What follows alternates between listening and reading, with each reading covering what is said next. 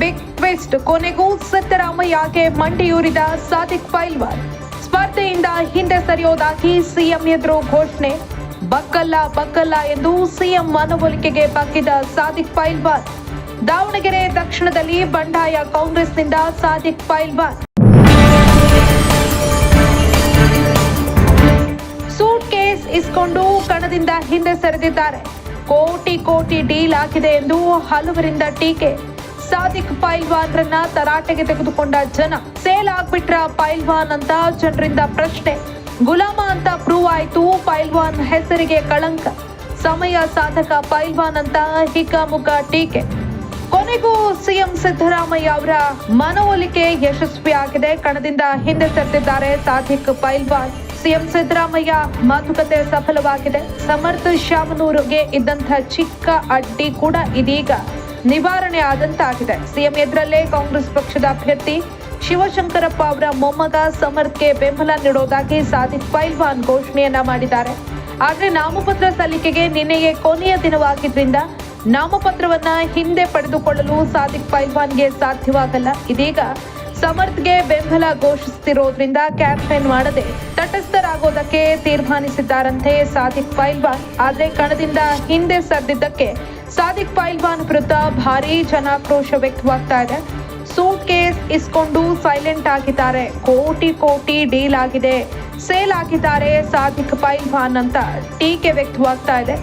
ಸಾದಿಕ್ ಪೈಲ್ವಾನ್ ಗುಲಾಮ, ಪೈಲ್ವಾನ್ ಅನ್ನೋ ಹೆಸರಿಗೆ ಕಳಂಕ, ಸಮಯ ಸಾಧಕ, ಅದು ಇದು ಅಂತ ಹಿಗ್ಗಾಮುಗ್ಗ ಜನ ತರಾಟೆಗೆ ತೆಗೆದುಕೊಂಡಿದ್ದಾರೆ.